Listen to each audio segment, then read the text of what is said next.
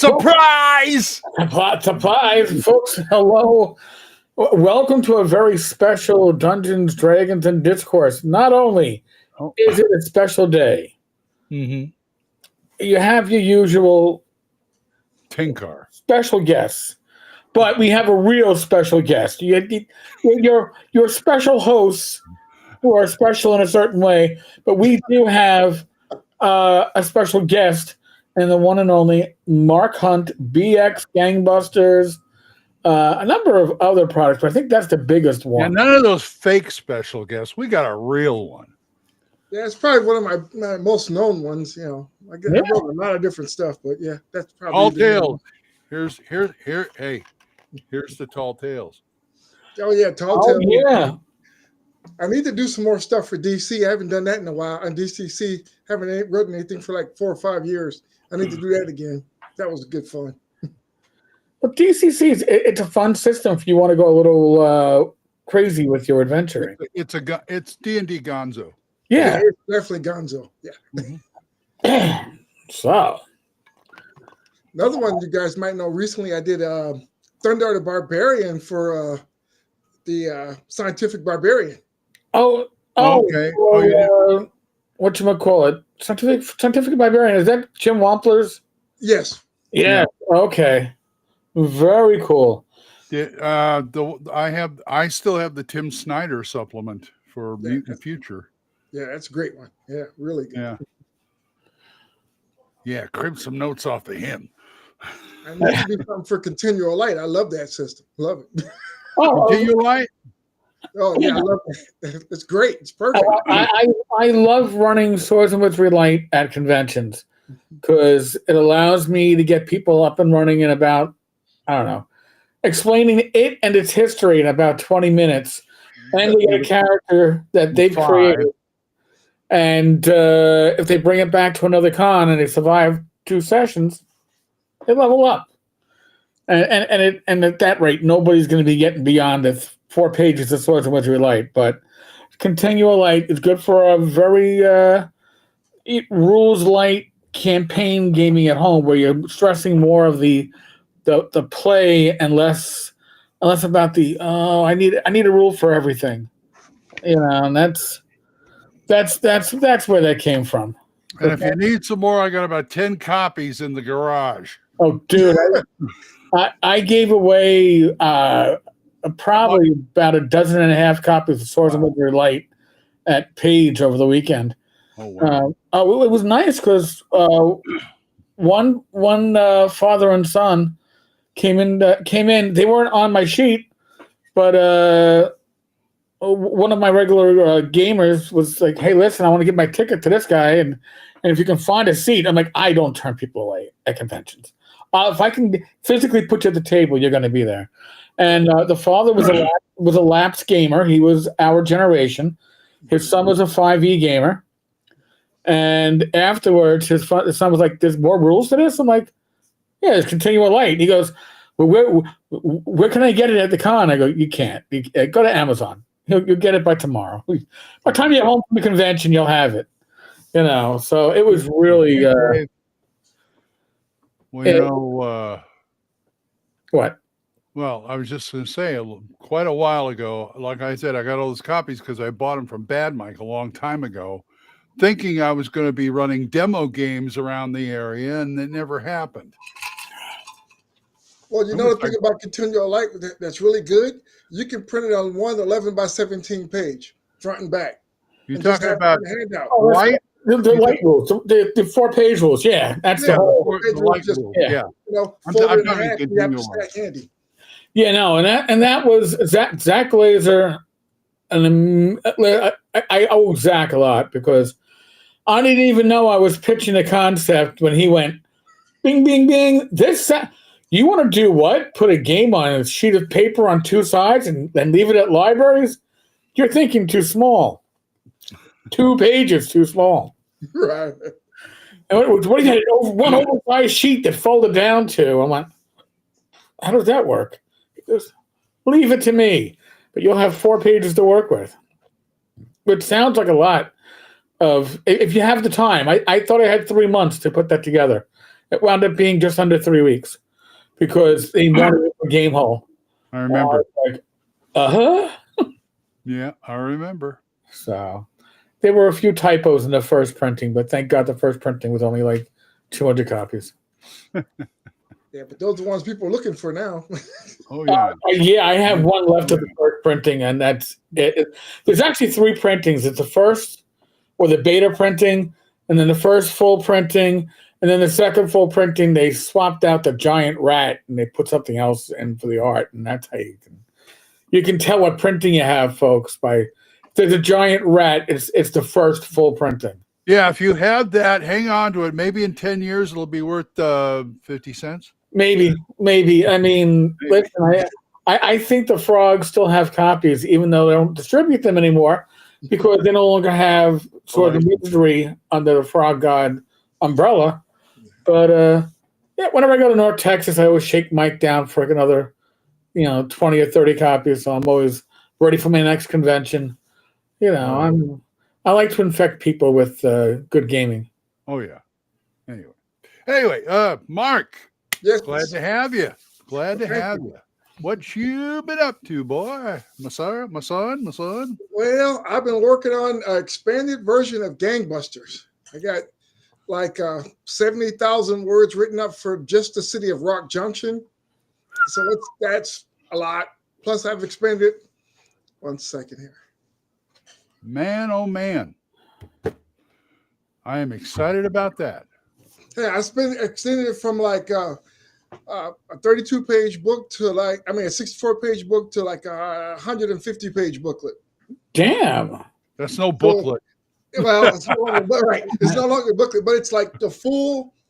I want it to be the definitive guide for all the Gangbusters. If we put both of them together, it's probably close to 300 pages. Hello, 1 second.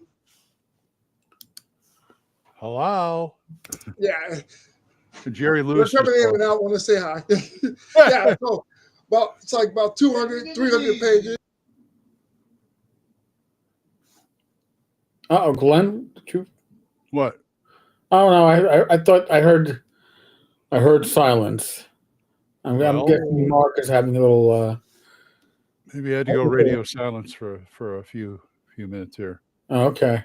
That's all right. I'm excited about that game coming out. It's going to be glorious. Well, I had a blast playing it at North Texas, man. It was. Oh yeah, you did, didn't you? Yes, I did. If you were at my table, I forgot. Sorry. I was at your table, man, with Rachie. Yeah, and I don't remember what the scenario is, but it wasn't the one with Tenkar's Roadhouse. I remember that. No. It was the one with lots of grenades in it. Well, that's always you do that all the time. I wasn't the one blowing things. I was the intrepid reporter. I wasn't the FBI, the Fed. I wasn't the federale out there blowing. Are you talking about over at Jason's house? Yeah. Well, no, Jason was blowing. It wasn't also a federale. Oh wait. Oh. Like this is right here. I'm trying to. This is the version of like what it is now. It's only like 64 pages. Yeah. Right. But the full print's probably going to be like 200 pages. From 64 to like 200. So it's going to be a huge expansion. Oh man, I need to get I'm like this, please. before North Texas, please. I'm gonna show you like a one. This is like the one of a kind. This one, this here was the very first thing I put out. It's on a 3-ring binder. This was the proof of concept if I could make it work. Oh wow. When Rick Krebs said yes, he loved it. I was like, okay, I can make it work. Then, after that's been history. We got together, talked it out, figure out what we need to do, go forward. And it was just on after that. I couldn't believe it was weird because of course, I got the typical, you're stealing the IP and you can't do that, you can't do this. And I'm like, you shouldn't be talking because you don't know what you're talking about. But other than that, it just went, Mithril, up to grow. It's just gone everywhere. It's just phenomenal. The last couple of years has just been amazing. And I, can't nothing but thank the fans. And, guys like us, us old heads, we still remember it and we picked it up, which is great. Yeah. Oh, look at this. Mike's saying, take my money. Yeah. There you go. Micro dude, got it. You got a sale right there, man. I got more than a few. I got a few people already like just throwing money at me. Can we just start sending you money now? I'm like, nope, you gotta wait. Let me finish it up. Now, are you gonna kickstart it? No, we're gonna be publishing it with Don. He's gonna publish it. Nice. Yeah, so if I go out that way, everything's going to plan. Nice. Very cool. Now, that's great. Isn't this a nice retirement, Mark? Oh yeah, so much fun. Oh, come on. Retirement is awesome. I mean, yeah, lots and lots of writing and working triple time. But you're doing it for yourself. Oh, that's true. Yeah, that's true. That's the best part. Yeah, that's the whole thing. When you're doing it for yourself, you can first it becomes your own pace. If you do have one of those shit days, you can shut down because the only person you're hurting is yourself. Yeah, that's true. But when you're doing it for yourself too, you take a lot more pride and joy in it. I mean, listen, I had a great career. I have no regrets for my 20 years, but once retirement started, I had no regrets either with retirement. Mm-hmm. Yeah, it was it was real, but not it was real and fun, but not always real fun. Well, listen. You're investing into your future retirement, so you can actually spend your retirement like I don't know. Some people like to travel, like Professor DM. I saw him at Page. He likes to travel, so he puts his monies into doing things like that. Me, I like my tech toys, so that's where my money would probably go. I've been blessed. I was able to travel when I was young, so I've literally been enough places. I'm good. Yeah, if my traveling now is limited to the Pocono Mountains because my parents have a place up there, and conventions, and I will fly to one. I will fly to one. That's North Texas. Everything else, I got to be able to drive to. Yeah, I'm thinking about doing North Texas this year. I like to. It's just I got to just rearrange everything. Well, we'd love to be there, man. We have utmost faith in you in that regard. That's my goal, but you never know around here. Oh yeah, well, I've been your Gangbusters rep for a few years now at the North Texas. Yeah, I'm working on a few things for guys who wants to go play games at the conventions and stuff. Told you I'm working on getting like a 3D printed badge. It's just gonna say like Gangbusters Judge. So like a police badge, but it's going to be like copper color, the coppers, That's fun. Because they have those like, challenge coins that you can get shaped as different things. I was looking at that, try to get a couple of like 100 or 200 of those printed up at a decent price. That'd be fun. People want to do that, pass them out. That is really cool. Because there are a lot of people that collect the challenge coins. Oh, I mean, even Gary Con sells challenge coins. I should probably tell Mike to start doing that for North Texas. What's a challenge coin?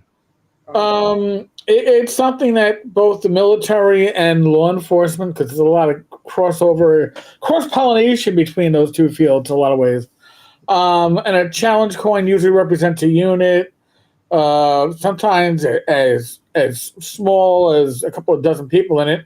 It could represent the whole organization, division. With the NYPD, like most of the bureaus had their own.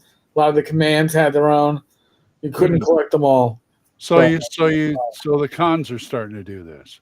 Yeah, and you pass them out when like a special guest come to visit your unit. You'll give it like to the general order, or if like a general officer, staff officer will pass those out when they go to different areas. Yep. It's like when a 4-star general might come to your unit, he might give like all your senior leaders a challenge coin, or the sheriff might have one. He gives it to the city council members. So it's saying, hey, I'm recognizing that you're doing something great, so I hand something to you. Right. Like I have one like. Okay. So this, again, folks, I did time in internal affairs. This is an internal affairs challenge coin. Very nice. lot of organizations will make them sell them to their own people at a slight profit. The money, like the NYPD, would go to the Women's and Children's Fund. So you're getting something with a donation, kind of, sort of. But no. What's a game? What's a gamer challenge? Slay a dragon? Yeah, you should get a challenge coin for slaying a dragon. I like that idea. Or like attending Gen Con 487 or something like that. You'll go this show that you've been there. Things like that. So this is like collecting Super Bowl rings. Yes. Yeah, but much cheaper. Yeah. Still expensive because you can buy a lot of challenge coins, but still cheaper than buying Super Bowl rings. I will say that. Okay. Like some of those, some of the few great legends that's around, like you're like Steve Marsh could have like a BX challenge coin. You run a game with him, he hands you one. Things like that. Yeah. I think, no, those are ring. Dead Game Society was doing something like that with rings. Yeah. Well, intro. I know Gary Con has rings, they do.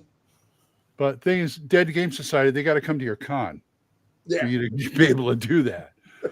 So, and I never see them there. So hey, so we're on point, on course for Gangbusters. Yeah, everything's going to plan. Everything's ready to go.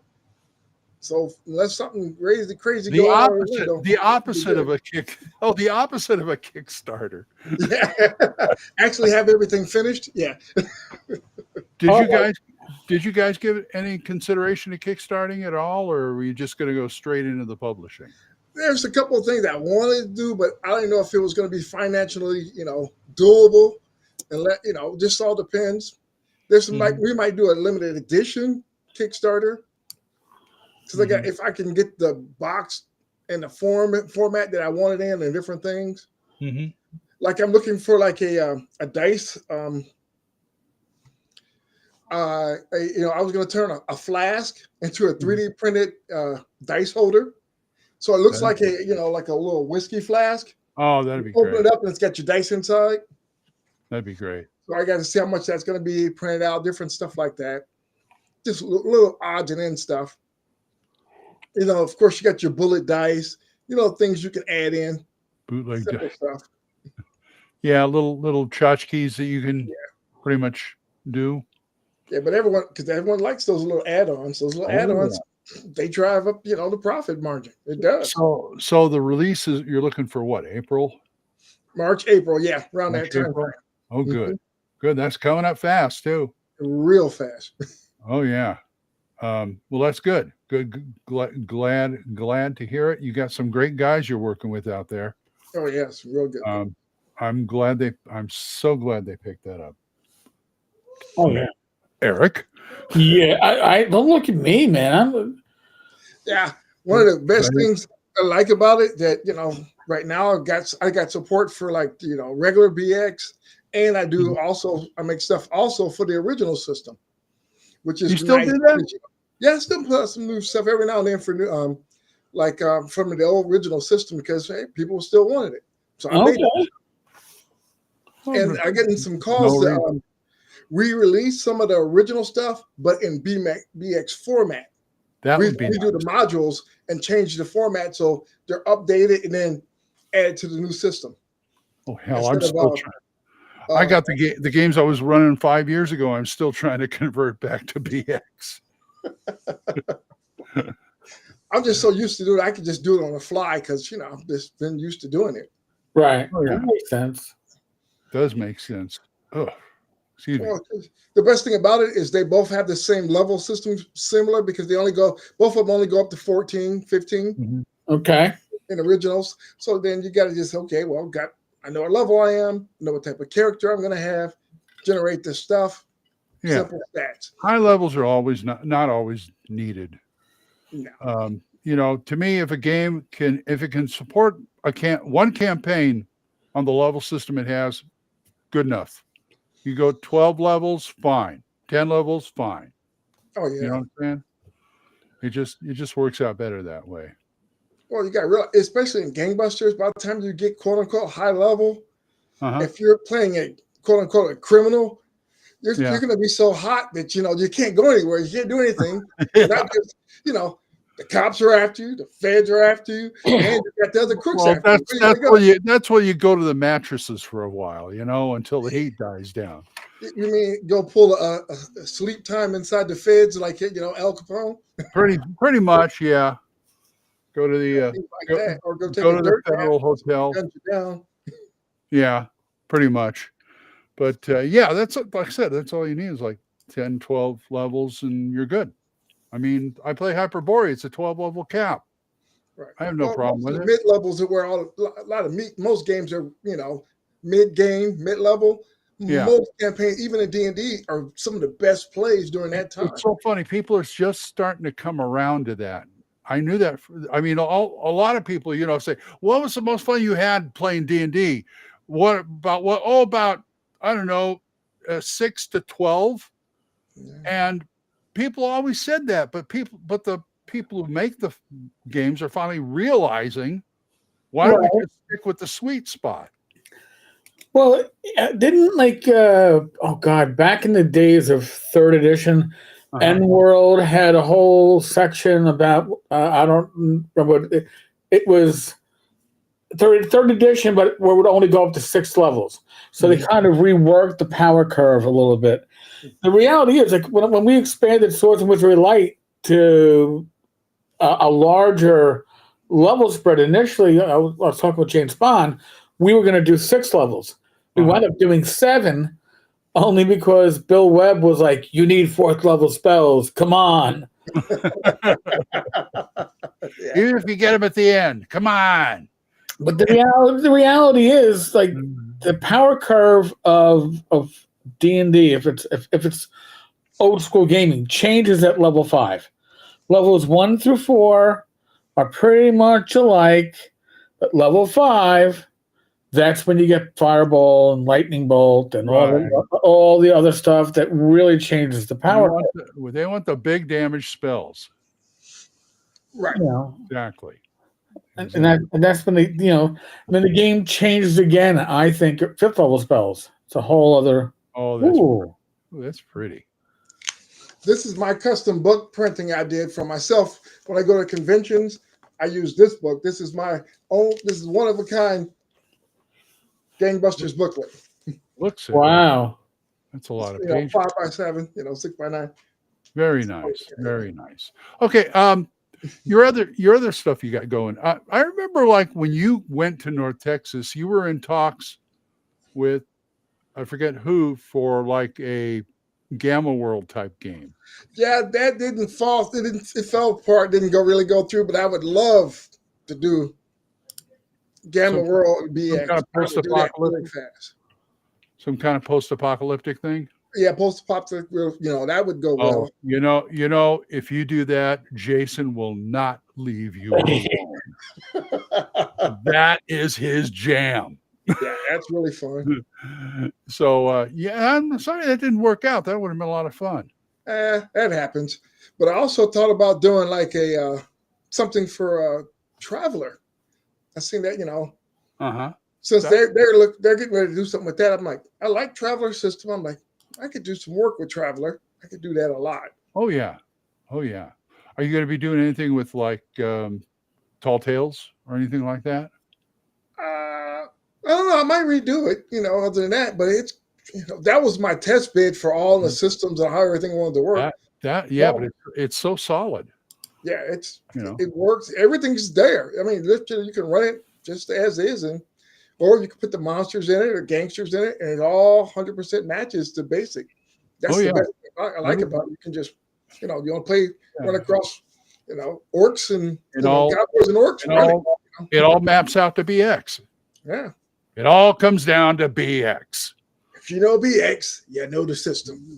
So you can do Gangsters and Cthulhu. I like that. It really. Yeah, but see, that's one thing I don't do. I don't have no Cthulhu in none of my games. I just don't do it. No, we're dealing with the Sorcerer Supreme and those kind of guys. But if you got orcs and kobolds and goblins showing up, there's a little otherworldly crap going on. Hey, an orc could be like, the same thing as one of the, well, one of the alleged alien races that come visit us. That could Yeah. be, especially the new Mexican orcs in like 2024. Right. Right. They're not the traditional orcs anymore. These aren't the orcs that your mother taught you about. Yeah, those are just crazy. Oh my god! It's Oh, like, You can use that and run it like Bright, like that little movie they had on oh Netflix. my yeah. and you know what's funny about Bright is that I was excited about that movie, and then I watched the first 20 minutes of it, and I walked away to use the bathroom, and then I came back and I turned on YouTube. Never finished it. I couldn't. The concept is better than the movie. Yeah, You know, that's the whole thing. The actual implementation was these were a lot of stupid jokes yeah. that were to me were cringeworthy because you know, some of them were just really bad, and it was like it would be racist if we had colors, but we don't. We just it's like how do you do that? I don't know. It wasn't up to my. I have low standards generally. It wasn't even up to my low standards, so I had to walk away. You know, I watch Roger Corbin movies, so you know, if you can't pass that bar, you got problems. You know? Right, but you know, but there's a certain magic with Robin Corbin movies. Well, there is. That's true, especially the later ones. You know, he kind of understood the storytelling aspect. Yeah. Right? Yes, and that was lacking in Bright. There's the tall tales on there. Yeah, I can barely see that. It's awful dark. Yeah, if I turn it on, it's gonna be backlit like crazy. Yeah, I know. I thought I had light problems in this room. And then this one, this is the Cloaked Vigilantes. That's in right. print. This is one of the few ones that's actually in print. This is a sample one for like the Shadow and the Spider, and you know. Oh, yeah. That's cool. Shandu or all that. Mm-hmm. Yep, Shandu the Mist. Then I've got this book right here. It's called Creatures of the Night, where all the bad guys, all the demons and monsters are done. Oh, is that on drive-through? No. Okay. These are for me. These are one of a kind printed Group. out so I can run them when I go to conventions. I just have that way I don't have to dig through a bunch of emails and prints. I have them printed out, so I have them handy. Okay. I mean, they're laid out. I mean, love the covers and everything. It looks like he did a good job. Yeah, they're all laid out. And then, of course, this is, you know, the famous Welcome to Rock Junction. I printed out the two PDFs, Rock Junction and Joe's Cafe. And Joe's Diner. Those two I use constantly in my everyone uses those. Joe's Diner is like that's one of the highest selling ones. That was like the first one to go gold. Really? Joe's Diner. I mean, I use those. Yeah, you know, I'm always pulling. When I run my con game, I'm always pulling like NPCs and stuff out of that. You know, always putting the names up there and everything. I mean, it's there. You might as well use it. You know. And the new version of it, I have 100 NPCs added to it. You need pictures for those.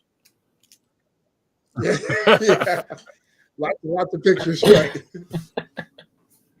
I still got them, but that's you're just a making machine. These are small. I've been, I got 30 years of material since I've been playing forever in it. So I just start pulling it, put it all together, and start putting it out. The way a lot of them do. I mean, that's what Ed Greenwood did. You know, he had decades of stuff he could pull off. He could pull from when they started Forgotten Realms. Oh, Age of Adventure. The special guest tonight is Mark Hunt, best known today, I think, for BX Gangbusters, but he has a few other games under his belt. Yeah, Gangbusters BX, Tall Tales. And I'm sure there's something else in there. The front. Which is World War II. You know, I always get that one confused with Operation White Box for some reason. The thing is, that was the first hack of Black Hack. Really? The very first hack Oh, interesting. I didn't realize I that. didn't know that. Yeah, Larry first. That was one that showed people that you could do more with the system. So when I made that, everyone's like, "Oh, I didn't know you could do stuff like that with Black Hat." And then it's just started going from there, which was great. That people seen the interest in it, and after that, people start trying different stuff with it. Oh yeah. That was way back in the G Plus days. Oh my God! I mean, that G Plus Hangouts. Crazy stuff. Oh yeah. A couple of years ago, somebody said, "Hey, I'm on Hangouts. Why don't you go on there?" I said, "That's still around? I thought G Plus was gone." He said, "No, Hangouts is still around." I don't think it's around now, but it might be, but I don't think anybody. Listen, Hangouts went the way that ICQ went. Like, you remember that, Mark? Yes.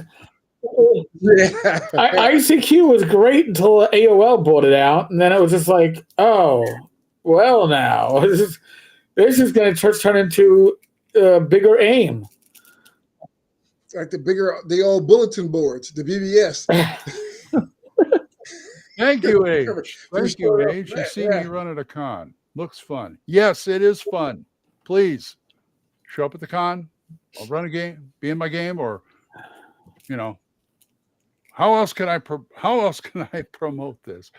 By the way, Glenn is an excellent GM. I played in his games at North Texas, out in Long Island, New York, when he was visiting out here, and Glenn gives it 110%. The kid needs the encouragement. Yeah, well, all I'm saying is he runs he's passionate about Gangbusters. All right, so he brings that passion to the game session. Well, so you will have a great time. It's very few game systems where you can run a game like an old Warner Brothers black and white 30s gangster film. True. So that's what mine are always. That's always the mindset in my head. 30s black and white movies, that kind of thing. Right. I don't have the complete run of the original Untouchables for nothing. Yeah, you can always find something in there. I've got tons of cinema to pull from. So, and believe me, I have. Not just for Gangbusters either. Not just for Gangbusters isn't just for role playing anymore. Did I ever tell you I ran in GURPS Fantasy Rio Bravo? Ooh. And it worked. That's impressive. You got to tell Rob Conley that story because Rob is the GURPS man. Yeah, you would be surprised how much you can pull from westerns for like fantasy. It's weird. Oh yeah, it's weird. One of the last Hyperborea games I did, I pulled it out of a spaghetti western, and it worked. Yeah, I usually run that. Have you ever seen the movie Last Man Standing? Oh yeah. That's BX Western right there. Well, that's Fistful of Dollars. Yeah, right there completely when it rolls in. Just run that, add it together. Dave said he ran a Bugsy Malone Gangbusters. Oh. So American Westerns, that genre is like our folklore. So that's why it converts pretty well. So when you got the Brits like Dave, Mr. Thompson, we enjoy playing with their folklore, and we love the fantasy aspect.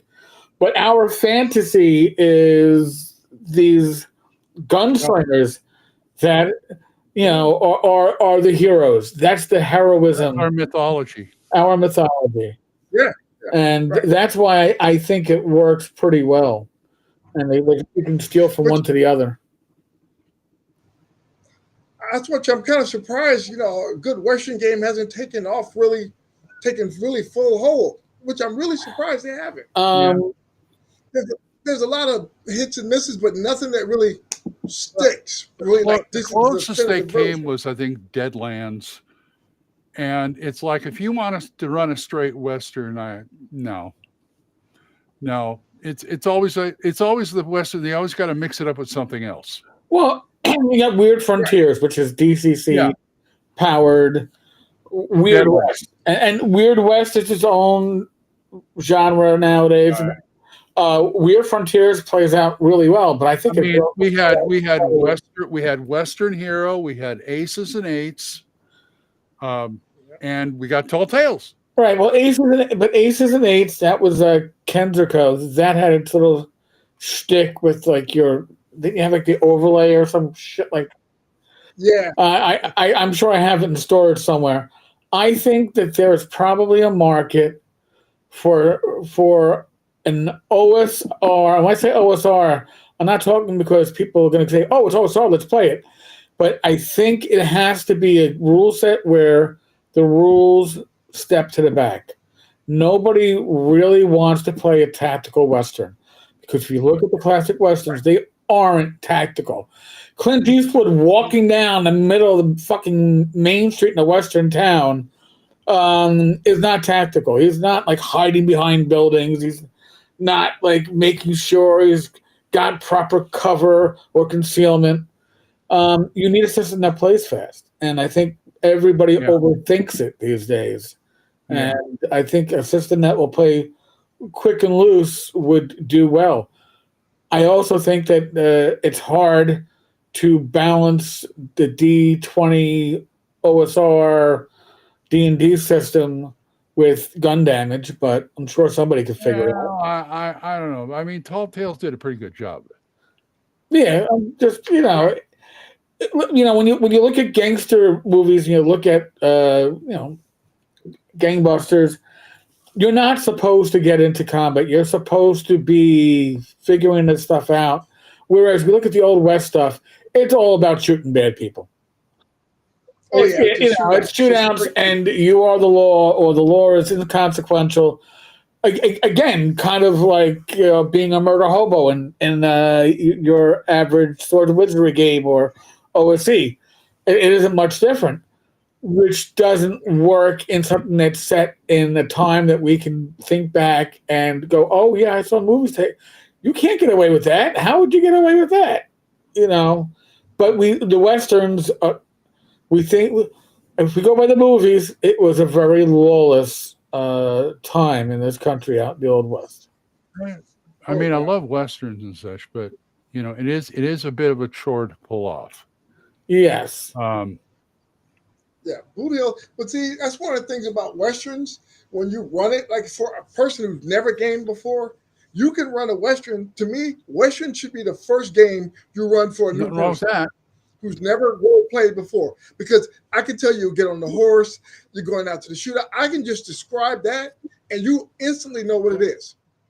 I don't have to like the orc or just describe it. We roll into the dusty town. You know it is in your mind. You populate it automatically. You know about the good, the bad, the ugly. You know about train robberies. You know all these things.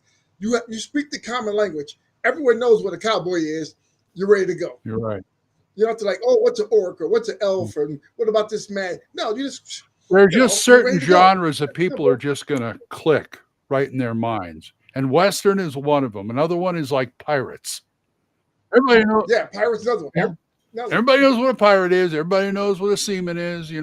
Ships and all that, and and it leads right back to Gangbusters. Everybody's seen Gangsters.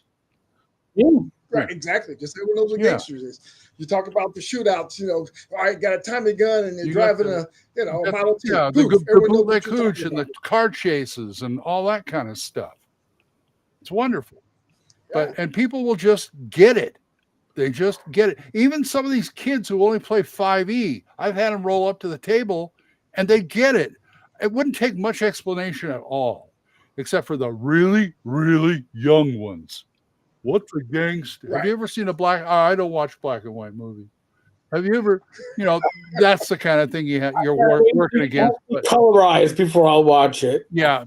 But most of them, you don't have to worry about that. You just say, you're going to be a lawman. What kind of lawman you want to play? Or something like that. Yeah, you can do great blazing yeah. That's like, basically Boot Hill and Toon mixed together. Basically it. Well, it's one of the, how they say it couldn't be made today. I think that's the same problem. Yeah, definitely it's going to be the same problem with the role-playing game, Well, just like, Well, they just made the Monty Python, so I'm waiting for that to get delivered. Oh, That's going to be that hilarious. thing, the role playing thing that Yes. they did. Yeah. That should be interesting. Silverado, yes, good movie. Yes, that would be a good one. Silverado, Tombstone, Open Range, all Open those are range. good.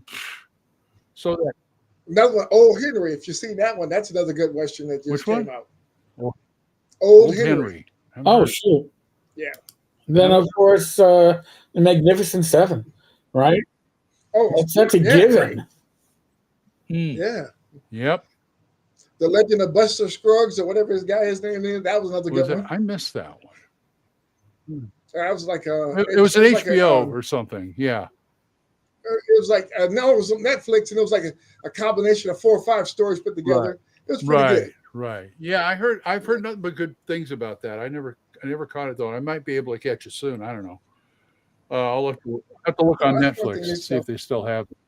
Like I say, that's something that's quicker. Boom, set up the Westerns, you're ready to go. Well, just like Boot Hill, I'm surprised it hasn't really come back out. It's just kind of in limbo. Yeah, but I'm not Boot even sure Hill. if that ever reverted, or is that just still Yeah, tied to up? me, Boot Hill has problems because basically it is a tactical game with role playing dressing. Right. I found that out the hard way playing it at North Texas one year, about 2 or 3 years ago. Steve Perrin grabbed me and said, "Hey, you want to play some Boot Hill?" I said, "Well, never played before." Okay, we had one shootout with the bad guys in the box canyon with their cabin, and we're outside of the posse trying to get them. I must have been there for 3 hours. One gunfight, 3 hours. Wow. I mean, people could hit stuff, but they couldn't do any damage. It was crazy. And it's like, okay, that's long. Thanks, Steve. Bye.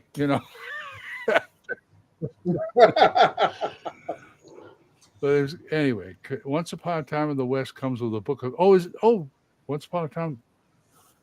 Is that Well, is that's that a why, role playing game like now? in Gangbusters. Nah, I don't know. In Gangbusters, they give you like the option where you can just use your con score as your hit points instead of rolling up Really? hit points. So you got what you got between 3 and 18 hit points. You got to be careful. You could get taken out real quick. Okay. That sounds like a good house rule for any game. Yeah. Gotta be careful, guys. Be safe out there. Well, when you get, you see a guy running around with a machine gun, he just opens up on you. You're dead. Next. Yeah, Roll up pretty your much. character. So what other changes are coming for Gangbusters? I'm expect. There's 2 more classes going to be added. Okay. So it's going to be more classes. Is it still what is it? The educated, the streetwise, Yep, those are still guys. They've just been refined. Okay. They've been upgraded and refined. Just had to add a couple more skill things to it to make it work. The saving throws have been refined, but they're all still going to match up. Good. A lot more weapons, a lot more skills, a lot more examples, and different types of campaigns that you can run. How to earn experience more in each type of campaign. More details, information on that. Yeah, for a while I thought that the weapons was like handgun. Yep. Okay. Could I have a 38 or a 45? Doesn't matter. Just take one. They're all do the same. It's just handgun. It's good. Well, originally in BX, you got to remember, all weapons do a D6. You see, yeah, that's what I was thinking too. But yeah, there's nothing wrong with that, really. I think we lost him. Oh. Or maybe not. I don't know. Oh, we didn't lose him. Yay! Got a nice shot of his shirt. There we go. Mark was playing with us. Yeah, you're playing with our heads, man. And now now he's muted. Now you are muted. Oh, this is thrilling.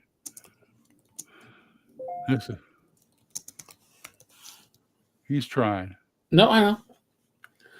But Just want to let him know he's muted. I always like the term burp gun. So did I, actually. Well, because it makes that quick burp sound. Or the bouncing Betties. Fair enough. Yeah, those are fine. Oh, dear. Well, Mark, thanks for being on the show.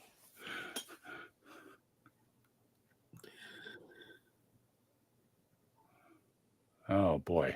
I've been there. Don't worry. I've been there. Yeah, no, what sucks is when this happens to me and I'm the one hosting it, and it's like I disappear for.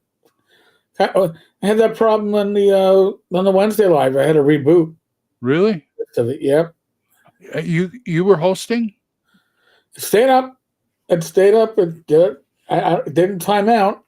I don't know if it would have ever have timed out. I don't know how long the timeout would be. That's weird that you were hosting and it's still up. It was still up. It was still up. Wow. Came back. It must have a built-in timer. Hi, Dave, be good. But all right, so I was at Page over the weekend. It was nice. Was it? Look at that. When we lost Mark, we lost 6 viewers. They're not here for my pretty face or your pretty face, Glenn.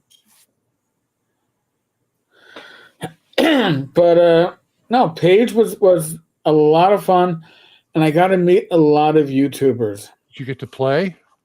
I ran Swords and Witchery Light. I didn't play anything, but I did a panel on how to Yeah, I saw that. transition from like a blog to a YouTube channel. Kind of like that panel we had at North Texas last year, something like that.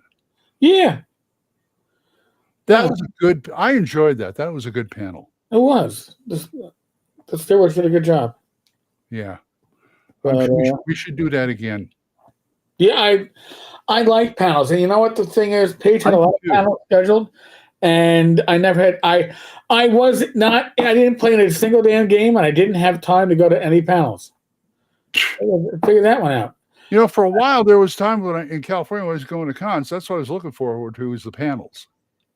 On Friday, on Friday, I had a signing session.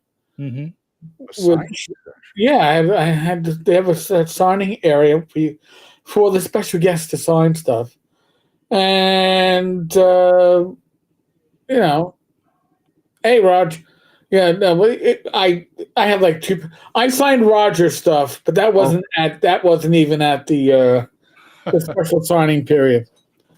It was great to meet Roger. He was there on the first night, and we met again on Sunday. And Rich and I were getting ready to head back to New York to beat the storm.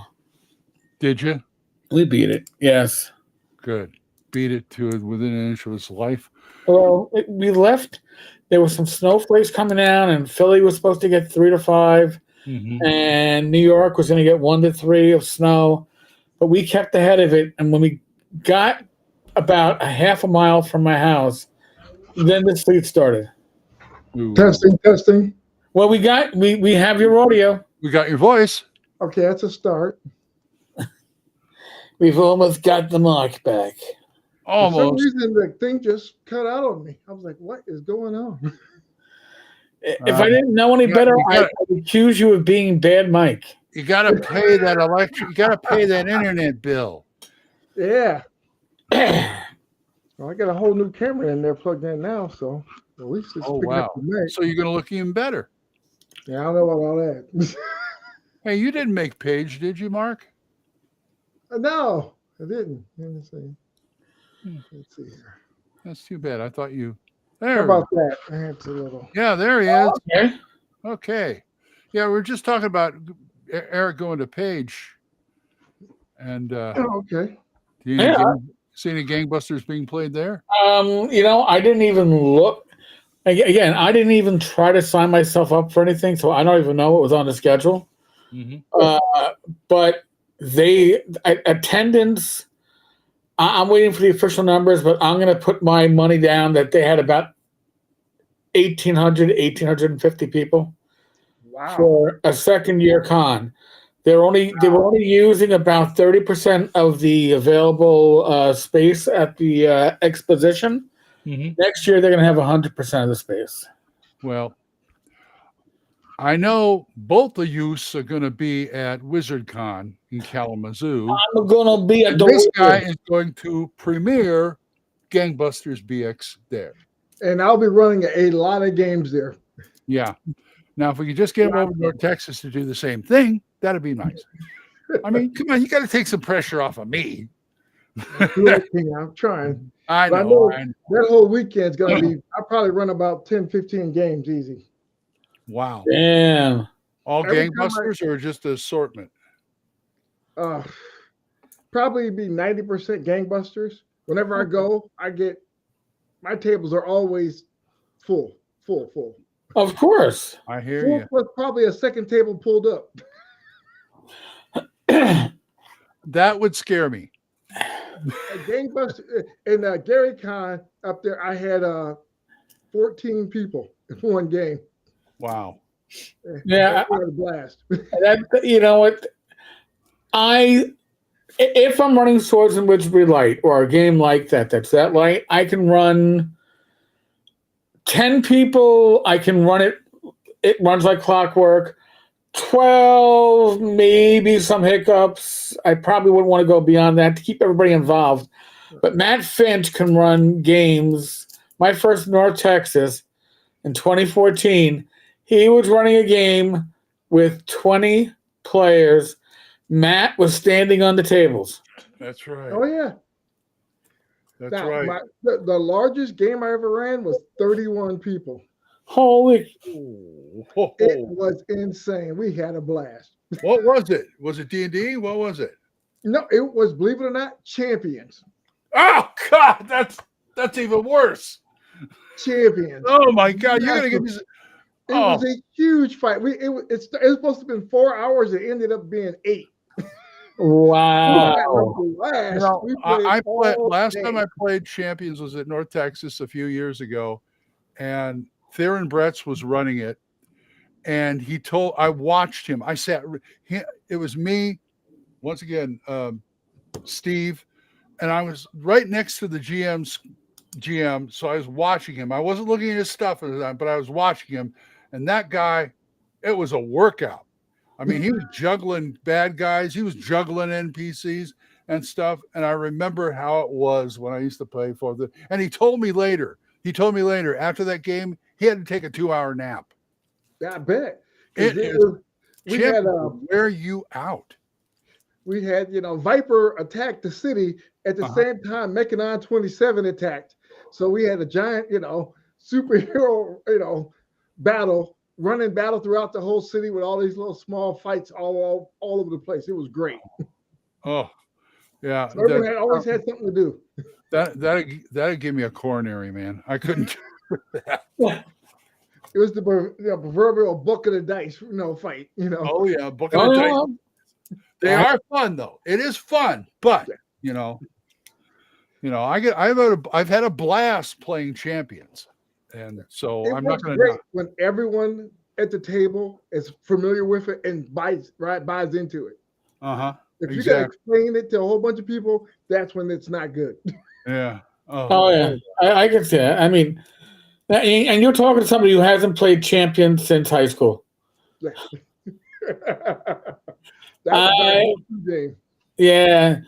And I really wanted to like the system, but then I realized I just didn't like supers because it didn't make a difference whether it was Champions or V&V or my friends Marvel superheroes. Hey, that's a fun game.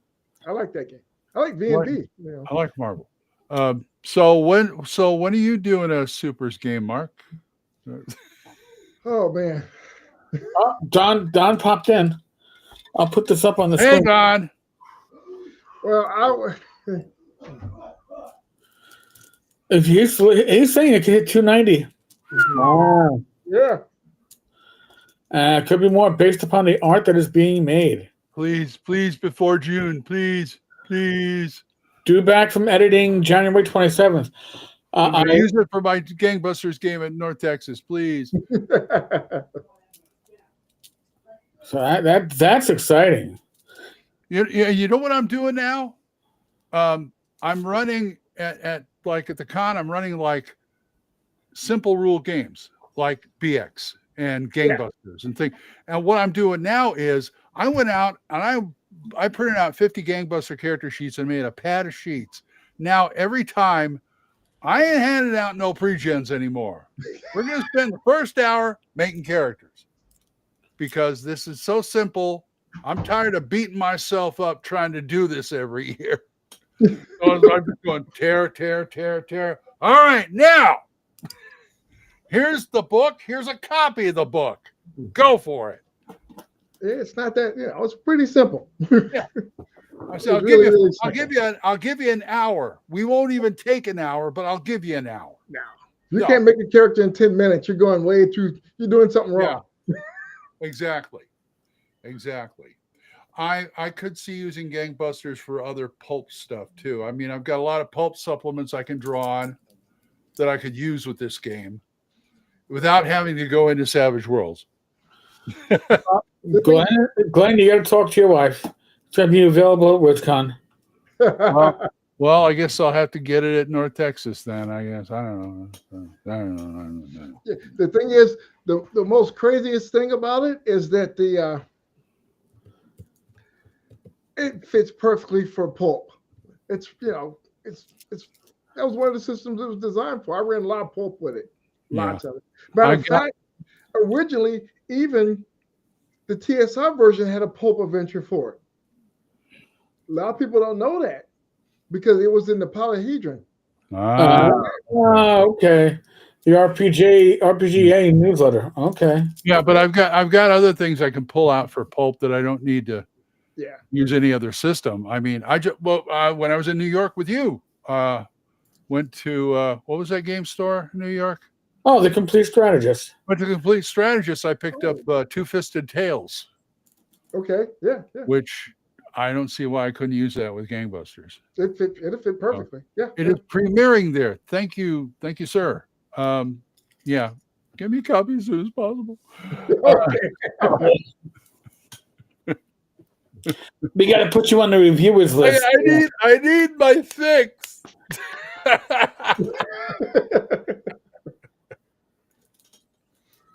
It's just easy. Well, it sounds like the changes are going to be a lot of fun. It's lots of stuff. And I like you kept the mystical stuff in there. Was it an appendix now or something? Yeah. Oh yeah. It's always need more of that. Thank you, sir. So you are a true professional and creator. Yeah. And he lives 45 minutes from me. Okay. Oh. Road trip. No. Yeah. Road trip. I may talk Becky into letting me. I don't know. I don't. Yeah. I love me Gangbusters. That's one of my. That's my genre. It's my jam. That's your jam, and I wouldn't take. Like the old thing says, I love it so much I bought the company. Like the old big. Pretty much. I'm not old. I'm not just the owner. I'm also a client. I'm a client. Right. That's okay. We could probably all use a little hair club for men. That's okay. Yeah, we all up there. Some of my first Gangbusters games at North Texas. At one time I fortunately ran out of money. One time I was going to get a gangster suit. Oh. With the fedora and the pinstripe and everything, and I had a friend who had a violin, and I was going to take her violin case and put all the Gangbuster stuff in there and just go up to the table, walk up, put it on there, open it up, and there's the Gangbuster stuff in the violin case. Yeah. Never got to do that, though. I do it all the time. I got that one. Oh, man. The violin case, them say. Yeah. Oh, man. Now, one of the best things you can do is you buy all into it. I would like to find some movie prop money. If I can get some 1920s, 30s prop money from the old time. Well, you always get Monopoly money. Yeah, true. Yeah. But have like the leather bag with the dollar sign of the old classic. Yeah. Here's all the money spills on the table. That would just be great. Trying to remember if I did any. I don't think I did any props for Gangbusters. I don't think I had access to prop. What I have is my prop box. Oh. I have a small box with a whole bunch of stuff for me. So when I do I got fake mustaches in there. I got a monocle. I got a pipe. I got a pair of wire rim glasses. That kind of shit. So I even got a roll of black electrical tape, and I'll take it out and I'll cut it and I'll just stick it on my face like for a mustache or something. And and then we do the game, and that adds to it. Plus, I do the audio visual stuff. I do the sound effects, and I always got my tablet, my iPad there with the sound effects, and I try to jazz it up a little. Every year it's getting less and less, but I do still try and jazz. Excellent. Would you believe there's a website devoted to prop money? I'll be grabbing that. And I found a 1920s series. I was like, oh, damn. Okay. Listen, if I was going to do a drug deal gone bad, that's where I'd get the bad money from. That's all I'm saying. I'm going to have to buy some money. I'll grab some of that. I'll be purchasing some of that soon. Yeah, and it looks like real money too. Wow. Yeah, what's the problem? I'm sure when you see it up close, it doesn't look as real, but it's probably it's probably not printed on the same kind of paper as they do real money. All right, excellent. It probably says on the bills up close, not for transaction, not legal tender. Sure of it. Right. But I'm just looking at it like, wow. Not for transactions, or it's got something blatant that when you see it, you're like, yeah, okay. All right. John says he can make you prop money. He's not making you counterfeit money. It is prop money. That's correct. This is a distinct difference. Don, why don't you get that as part of the Gangbusters package right there? Yeah, a little box set with print money and all that. The book and a stack of money. Oh, you like that one? What? Oh yeah. So I was looking for some miniatures, and sure enough, I found the Mr. Hooper playset. So I decided tonight everyone's going to be, let me show you how the shakedown starts on Sesame Street. And I had the little guy who always sells the 8, the letter 8. It was an 8 ball of drugs he was selling. Oh, nice. So they shook down, and Oscar was like he was the undercover lookout in this trash can undercover. So he would, pop up, look around the neighborhood. Oh, it was just a great night. Everybody just, because everyone knew about Sesame Street, old Mr. Hooper, he was a retired mobster, has a little his store was the front. Right. Was he like is he running numbers? The count, that was the number man. The count was the number man. The Big Bird was like, he was moving kilos. That's why he was called the Big Bird. Oh hell! Everything went pretty good. So you add it all together. Gee, that's you mean they didn't have him out there as a pimp? No, that would have been Tickle Me Elmo, but I didn't come up. Tickle Me Elmo came later.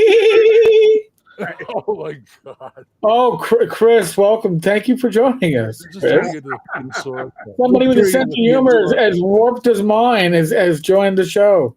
Right. Ernie was like, "What do you mean you're short? I thought you knew how to count. You'd count."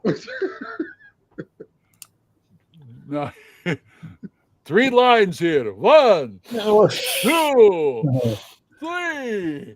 3 lines of cocaine. And of course, the Snuffleupagus was imaginary because he was high, Oh, wow. Oh, yeah. Well, actually, Snuffleupagus always got me very confused, even as a kid. It's like, is this a hallucination? It's not an imaginary. He's too big to be an imaginary friend. You got to be hallucinating. Even I was like that as a young one. I was like, that doesn't make any sense. It's scary. Thank you, Wizard or Don. Yeah, Tom. We played in a couple of years ago at ShireCon. The only 5e game I ever played in, it was the Great Cthulhu meets the Peanuts Gang. It was a blast. I was Snoopy. I had a flying doghouse. Oh wow! Now we're getting into the weird crossover section Well, of the show. This is the weird crossover is where games Hey, really land. at DundraCon, Doc Cross ran a session of Toon, where cartoon characters met Star Trek: The Next Generation because the holodeck malfunctioned and they started spewing out of the holodeck. I got to run the ship. I got to be captain. I was playing a cartoon character who decided he wanted to be captain. And of course, it always happens when they have some kind of dignitary coming on the ship or something. Oh, man, that was a fun game. Now, that's one of my favorites there. As fast as Star Trek. Oh, man, I love that system. Well, no, that was Trek is awesome. Just amazing. Actually, that was Toon, but that's okay. Yeah, I'm just used to faster. The faster Trek to me, that's like the pinnacle of Star Trek. They just got it right. In fact, we had the bridge game for that. Yeah, the bridge is great. Yeah, I didn't understand the rules completely, and I was usually the designated rule person. But another friend of my group owned it and understood it, so I didn't have to figure it out. I was just lucky you. Just tell me what to do, and I'll be fine. But it looked really cool too. Every game That's another one of those good games. Everyone plays their part and stuff, especially with you got your little council. If you have all the councils out and the panels, oh, it works great. Yeah. Oh yeah, a lot of fun. I played Fastest Star Trek once, I think. And it was fun. This is when it first came out. Absolutely, first came out. We were playing the sample game, and we were all playing the class. The crew, and I got to play Scotty, and that was a lot of fun. So, down memory lane, boy. Well, I play all those old school games. Anything before 1989 was my jam. Hey, I've got a clear cutoff on old school.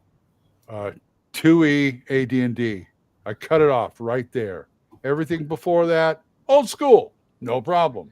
I don't care what system it is. That's why I've only played Champions 4th Edition or things like that. The only thing I play now that's newer is Outgunned. Outgunned? By Two Little Mice. That is the best system it is hands down.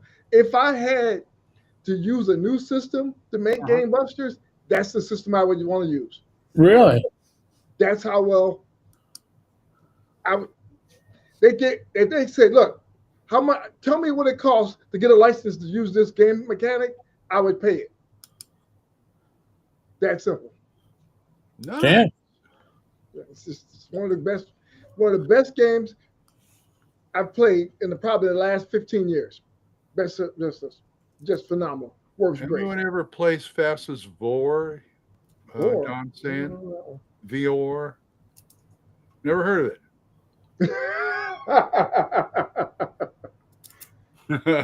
Unless I wrote it, of course. Right. No, yeah, I'll include second edition because I spent a lot of time in second edition, and that was the final gasp of TSR. So, of course, I always also include stuff like the Rule Cyclopedia. Yeah, I know it can't be copyrighted. I know. It can't be, however, the presentation and the language can be, which is why the SRD was a blessing and a curse, because you could rip things from the SRD. You didn't have to worry about changing it. Right. If you look at Kevin Crawford and his Cinnamine or Cinnamine, whatever you're going to call his company, but you look at Stars Without Number, Worlds Without Number, Cities Without Number, and all the other games he's put out, it's essentially D&D, but he's changed enough, and he doesn't use WotC's SRD. And as far as I know, nobody ever went to him, can't do that. Well, except for people in the community who don't know any better. But they're always, you mean Lanasa. Okay. Oh, Well, he said people who don't know any better in the hobby. There's more than just that one individual that has a Oh, he should be thankful I gave him that much credit. that are obtuse enough not to understand how certain laws like copyright and IP law works, trademark law. Yeah. I mean, especially nowadays. Go on to Google and let Google AI define stuff for you. It'll hold your hand like you are intellectually challenged and break it down for you in a very easy way. Whatever you want it to explain. So there's no reason these days to like go, well, you can't do that. Well, maybe I can. Oh, well, maybe you can't. Let's look it up. It's so, yeah, it's super elegant. Yeah. That is true. And- well, at least Mark's out of the firing line. So Yes, and by the way, Tom, just as an aside, those rules are going Creative Commons. I know he's done that with Cities Without Number, and I believe Worlds Without Number have pieces that have been brought out as an SRD for Creative Commons. As far as Kevin is concerned, I've seen him say that he considers his work usable by others so long as you don't repeat his tags. You can use the tag system without using his tags, create your own. But the mechanics wise of the other stuff, he's very open about that. I've got on my shelf over here FaceRipopedia, which is the FaceRip system, which is basically a clone of Marvel, Right. for Marvel, and it's still got the one chart, the single chart, but they had to like rename all of it, and so it's kind of compatible, but not really. I even got Epic Fantasy up there, which is a fantasy version of it. Oh, okay. And because at one time I thought, this single chart is a great idea. Why can't we do this with everything? And now I know. Yeah, well, yeah, I guess the Epic Fantasy was what, Conan, right? No, it's just Epic Fantasy. No, but what is Conan? It was Conan back in the day. They had the license. In the day. Yeah, they used that same thing with I forgot about the Conan one that TSR did back in the day. Yeah. Yeah, so they just had to rename everything. Take all the adjectives out that they put in for Marvel and all that. So it still works, I guess. It's just kind of an intimidating book, that's all. I got you. But I'm glad Mark isn't having any IP problems with any of that stuff. Not worried about that too much. Good. Well, you let your publisher worry about that. That's the thing. Well, Mark took care of that early on. I did it right the first time. Right. How many people actually do that? Do it right the first time? I mean, when they're publishing, especially with Kickstarter. Well, wow. I've seen a lot of screw ups on Kickstarter. Well, see, I had Wizard, WotC, and Drive Through RPG, so I had to jump through extra triple hoops to prove to both sides and everybody in the middle of, so everyone could even approve to even let me even use the name, let alone product that related to the previous stuff.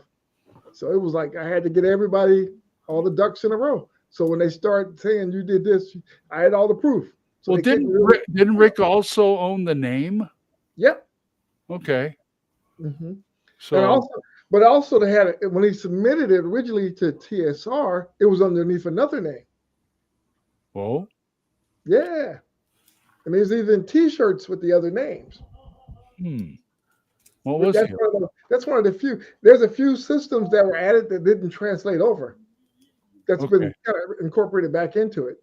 There's a lot of different stuff that people don't know about the early days of Gangbusters, how it was done and set up. I got a lot of the early notes, which helped me out a lot. I just wished it was a little. I mean, they had some great modules, but I wish it would have been a little more supported by the company. I think there was two articles in Dragon and a couple of modules in Polyhedron, and that was it. They really didn't want to, stick their. It felt like they really didn't want to stick their neck out for this one. Yeah, I got into contact with Watsy a long time ago, me too, both the times. I've dealt with their attorneys a couple times over the years. Oh yeah. Oh yeah. Hmm. But Well, anyway, it's a shame. I was just saying. no, it's fine. But that's why you have all your stuff in a row and you got everything Right. covered. You do everything you're supposed to do. You know, like the old carpenter saying goes, measure twice, cut once. You know, line up your ducks. Therefore, you are ready. You are set. Know what you have. Right. This is what you would think is as common advice, but it's uncommon for the large number of people who fail to think things out or think they can do things on the fly and not get noticed. That's not how life works, folks. I got news for you. You know, I just I knew it couldn't be because too many people like to say you're doing something wrong. Yeah. For it to be not. A lot of finger pointing. Yeah. Especially when they don't know the whole thing. Right. That's it. You know? So You know, I just noticed something, Eric. The banner down the bottom is still pushing the OSR Christmas. I still haven't finished it off yet. You kidding? OSR Christmas. No, we're still gonna have I gotta give gifts away for OSR Christmas days 9 and 10, which we're together. And then 11 and 12 are gonna go up later this week, and it's going to be there is an Emperor's Choice gift bag that is ridiculously good, and it's a twofer, meaning whoever gets it gets two of everything, so they can in turn gift a friend. Wow. So, yeah. Wow. That's the Arduin guys. They are. Yeah, they're going to be coming out with their stuff pretty soon now too. Yeah. They're doing a new role-playing game, Arduin Bloody Arduin, and they're going to be kickstarting it pretty soon. Yeah, I think they're going to start making some con appearances. I'm hoping that they'll show up to Central New York Con. We probably should have them on the show pretty soon. Yeah, we should. Yeah, they're good guys. They are good guys. They send us everything they do. Wow. Well, like I said, I'm sure Don and Mark will keep you on the the short list of early review copies. Early review signed edition.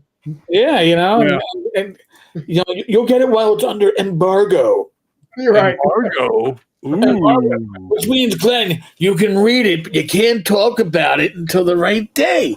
So you can get all you can like, I might have something that you don't have, but I can't tell you about it yet. And then he shows like the back cover real briefly and teases it for like 2 weeks. Yeah. Some of those guys. I remember who's New Big Dragon Games. What was his name? LeBlanc. Yeah, I used to get a kick out of LeBlanc because he'd give me stuff at the con because he knew I did reviews, and he'd do like, well, don't review it yet because I'm still revising it, and then he never gives me the go ahead. And next year it's like, oh, forget that. Here, have this. Okay, whatever. You know, I'm just waiting for you to tell me. All right, so Roger's like the Arduin gentleman. Emperor's Choice already has a couple of vendor tables reserved for Central New York Con. Very cool. I mean, I don't have to drive up to Buffalo to visit with them for the first time. I can actually see them with a 4-hour drive. Oh, thank God! I said that I would have gone with you when I was up there. Buffalo is a drive and a half, man.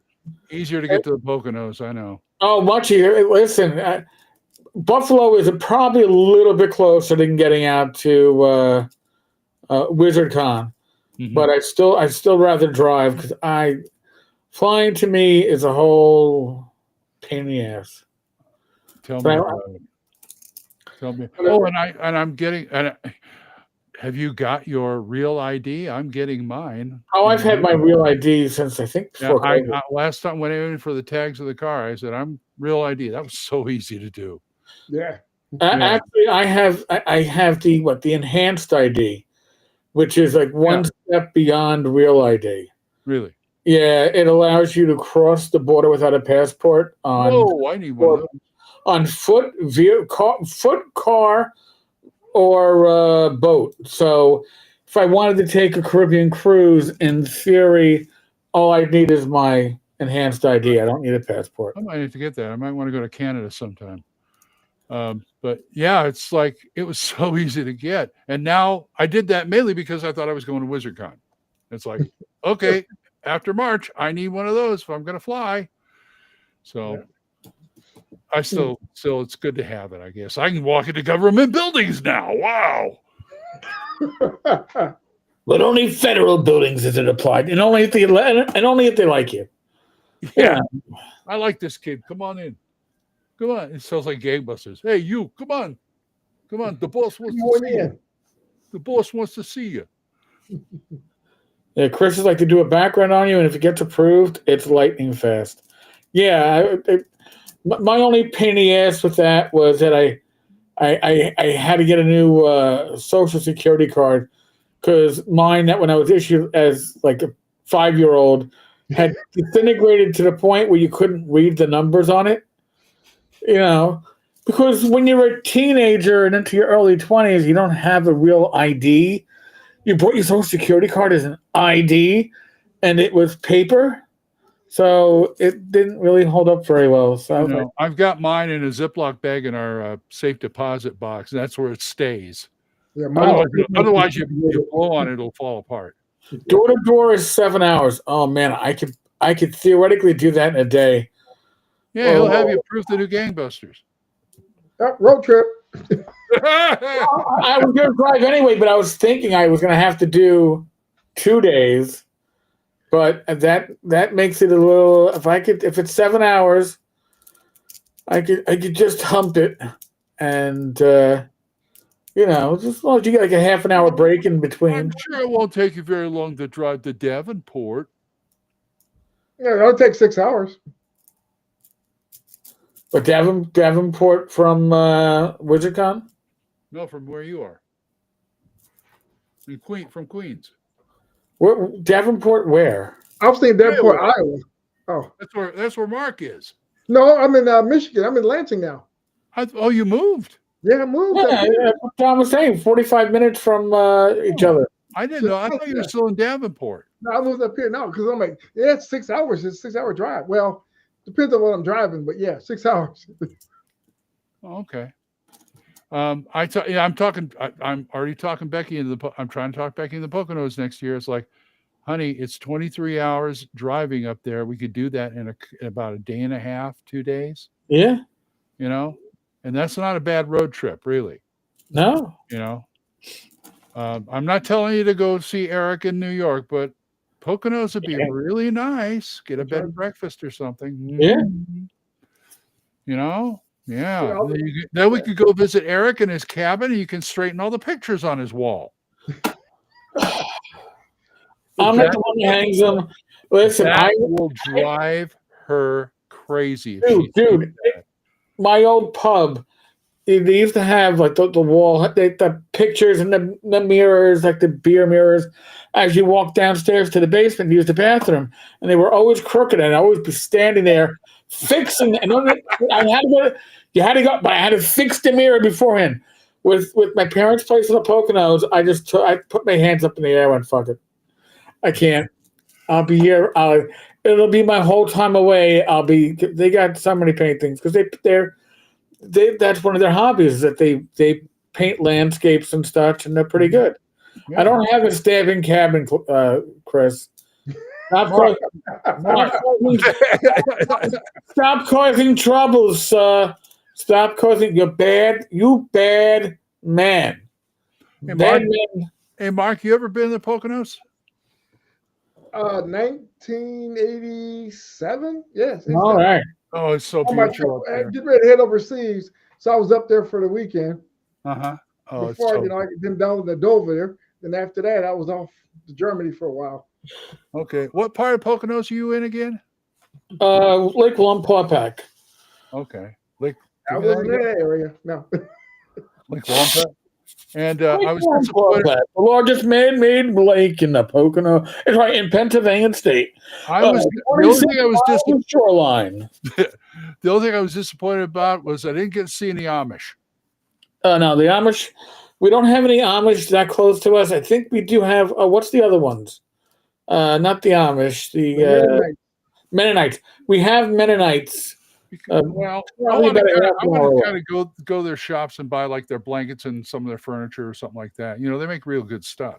Yeah, my mother likes to go to a Mennonite store where they, sell homegrown vegetables and stuff and nice fresh dairy products. And I'll tell you, that's the first time Eric ever been into an antique store too. You believe that guy? I avoided them like the plague. I mean, they're all over the place in the Poconos. Why? You can't walk. I know you can't swing a dead cat without hitting one. Right, exactly. But they were good, and I got to avoid the one in Holmesdale because the woman that had all the stones. I think she was like hitting on me in front of Rachel, so I was like, I can't come back. That was funny. That was funny. All right, yeah. I was like, he couldn't believe how many New York people were out there. Oh yeah, come on, that's why they hate New Yorkers. Okay, never mind. Mm-hmm.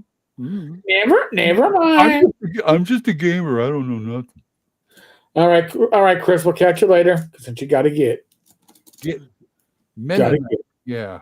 Well, I'll have to see that next time. But anyway, yeah, I'd love to. About Gangbusters thing, I'm not sure how well doing. I thought about doing a quarterly. Try to do like a quarterly something like Adventures, like the Police the Police Gazette. Oh yeah, like the Police Gazette. Right, we have like 6 or 7 adventures into it, or 4 adventures every quarter. Put out a stack of adventures in one booklet, something like that. I'd love that. That'd be great. That'd be so nice. My suggestion would be to do a PDF quarterly and then annually bring those PDFs into an annual, so then people go, "Oh, I could collect the whole year at once," and that way, I did that, but back to basics. They did 10 issues, and it's like, "Oh, you're putting out a compilation? Sure, I'll take it." Yeah, I grabbed that too. It was perfect. Yeah, that'd be great though. Gangbusters. I mean, this sounds kind of funny, but Gangbusters needs more adventures. I should say Gangbusters BX needs more adventures. Well, yeah. Yeah. Well, I got them. I just got to put them all out. I mean, they're all done pretty much. Really? Oh yeah. So, like the Rock Junction, all different stuff like that. There's like 100 different locations. And each location has like a dozen lead-ins with over 100 different NPCs. Okay, sort of like what they did with Lakefront City. Like kind of like that, but I did it more. It's more in the style of Joe's Diner. Okay. Tied in with different spots like that, so you like have one with the NPCs and all. Have all of them have different stories tied into it, so you can run it from front to back, but. It's almost probably 10 years worth of stuff you could run just off the city alone. Nice. Eric, I got part of this. I did some of this stuff. Yeah. No, the Black Hand is mine. Oh. Yeah, Adventure Legend, I like that. Yeah.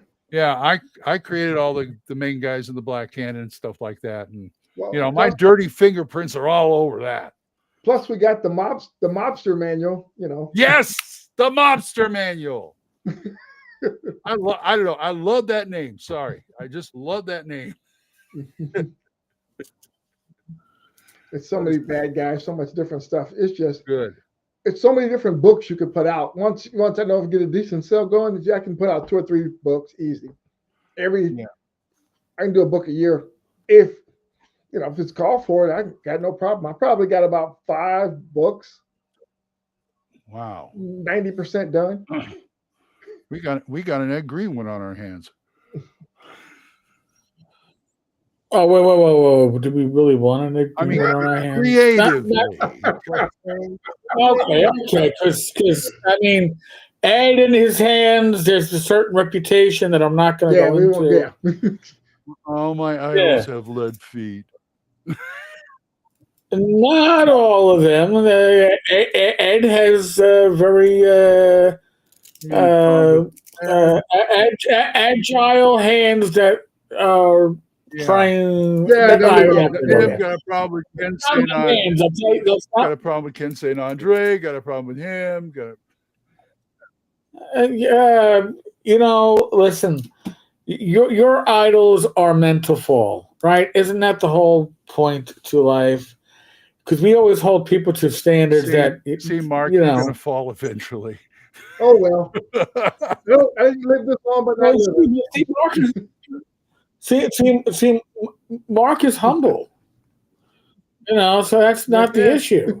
Okay. Speaking of humble, like everybody else. Speaking of humble, after your stuff comes out, you should have it in a humble bundle. No, seriously. I mean, get it in PDF form and do nothing but promote you. Yeah, do different stuff. Like you say, once we get out, to do the first book, let that go out, then put something else out by the fall. I would like to do that. Spring, fall. Do 2 or 3 years of that. Be great. Get like a decent catalog built up. Good idea. Very good idea. Looks like you're on the way, man. Like they say, overnight success is 5 years. At best, right? At best. That's what people like were always.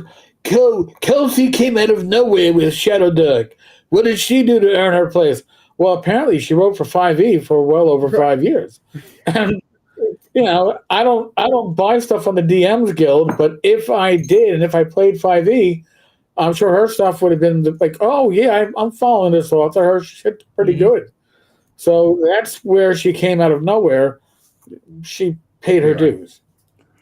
Well, Mark has paid his dues. Now it's time to get Mark paid. Oh, hey, nothing wrong with that. Yeah, anything I can do to promote you, man. I'm also looking to do something else this year besides game, but much as I love it, I'm getting the itch to do something different just because. I'm not quite sure yet, but I'm not. I would like to do a pulp game because I love the pulps.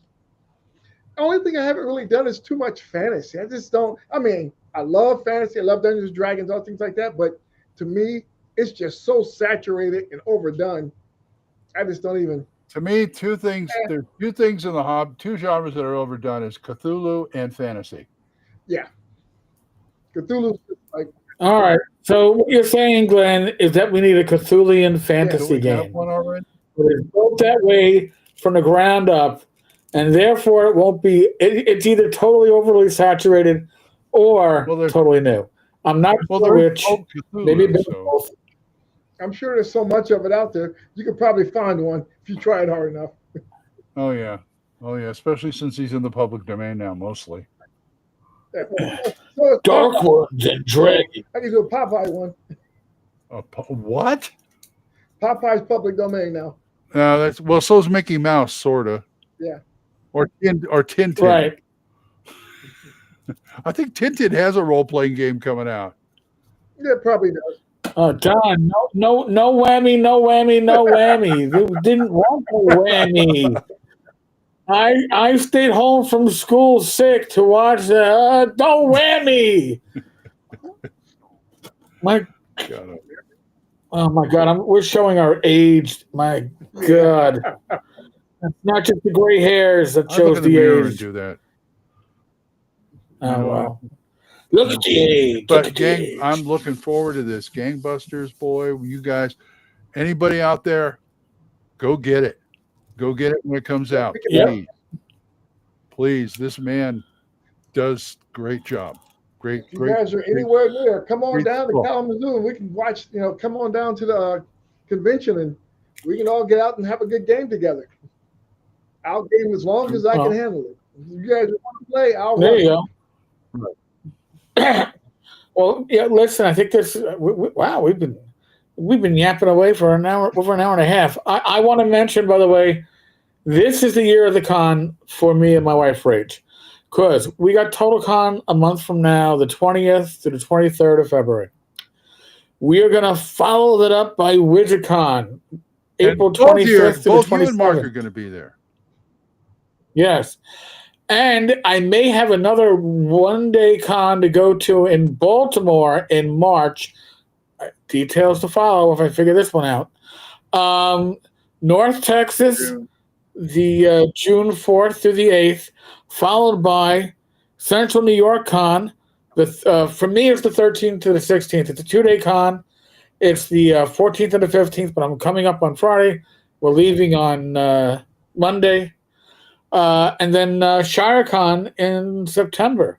So I am blessed. This is the blessing of retirement. So, and I thank everybody who's been running these cons. Paige started it with Paige was at least a triple with the temptation to steal home plate. It was really, really well done. So I'm happy I got to meet everybody that I got to meet. Everybody I got to meet at Paige, thank you very much. God bless you. God bless you. Hey, and enjoy. That's all I can say. I know, Glenn. Thank you all. I'll try to get back on here sometime between now and kickoff date, and we'll talk some more. Maybe you got it. Be able to hold the Booker, talk more. You got it. You're penciled in, man. Okay. Definitely. Wrap up here. Yeah, I think we're ready to wrap. Terry, he picked up his badge for WizardCon. All right. That's what I'm talking about. There you go. And by the way, Terry, anybody else, whatever con you're going to, if you see me, Glenn, Mark at the con, come over and say hello. Yeah. All right. Listen, doing these videos doesn't really pay much of anything. Role-playing games doesn't pay all the bills. But you know what makes us feel good, and it's a great currency that will actually make us feel good? A handshake. Yes. Tell if you see Mark at WizardCon, tell him, hey, I love your game. I love playing in your session. It was great. If you're playing one of Glenn's sessions, tell him the same thing. Tell Glenn, hey, Old Man Grognar, I listened to your podcast. When we had people coming up to us and telling Rach, I love you in Gamer's Health, made me feel fucking awesome. I think we didn't curse much today. We did a good Glenn job. We avoided cursing. But I'm going to curse now. There you go. Thank you, Glenn. And when Mark runs a game, tell him he's a hell of an author. Now, I'll tell you something. Well, if I'm usually there, I usually have something that's usually one of a kind I give out. When you see me, usually it might be a character card. It might be a small adventure. I usually have something till they're gone. And they usually go quick. So, but if you see me, walk up to me, hey, Mark, I'm like, what's happening? I'm like, I got this. Like kidneys. It's one of a kind. You want me to sign it? I had two, but I gave away one. But Mark is making a very good point. Approach us. We don't listen. Bite. We don't bite, and if we're talking to somebody else, it's not impolite to go up. Hey, just wanted to say hello, shake your hand, because you know what? We may be talking with somebody who won't shut up, or maybe we won't shut up. You know what? You come on in. The last thing you want is like, oh man, I saw Glenn like 7 times over the last 3 days, and now it's Sunday at noon, and I said now I can't find Glenn, and I wanted to tell Glenn, no, just the first time you see him, tell him, and if you see Glenn, buy him a beer. Yeah. Buy me a Boilermaker. You know what? I was going to follow it up with that. Didn't get a chance because I saw it in your eyes. I'm like, oh, no, I should have said Boilermaker, damn it. You buy me a Boilermaker, I may never shut up. Yeah, you'll have a Glenn for life. Hope you're not doing anything that evening. Glenn will run a game for you right there in the bar. I can't even see the. At Just that point, supply the after dice. 2 of them, I can't see the dice. Just tell him, Glenn, you rolled a 1, I rolled a 20. You rolled a 1, I rolled a 20. It's all good, Glenn. Just keep that mantra going. You got 1 million experience points for this game. Yeah. Folks, live stream on Wednesday night at 8 p.m. I believe we're back to Thursday nights at 8 p.m. with Don and Tom. Random party on Friday at 8 p.m. Saturday at 8 p.m. Gamers Health. And Sunday, the return or the reboot, I should say, of Inappropriate Characters. Yay. We rolled Ryan, Grim Jim, and myself once a month. I believe I don't know what time it is. I think it's 7 p.m. Eastern, but I'm not 100% sure. But it should be a blast. And And I do me, way too many lives. Grognar, Thakos Hammer, and Mark, whenever you can rope the guy. Yeah, unfortunately. Mark, do you have your own web store, or is everything sold through drive-thru? But it's going to be switching over to Don's Wizard Tower Games. I'm going to be doing stuff over there. And when it comes up, you'll be able to find everything over there. All right. Well, very cool. All right, folks. On that note, be safe, be well. God bless. Roll those dice, roll them well.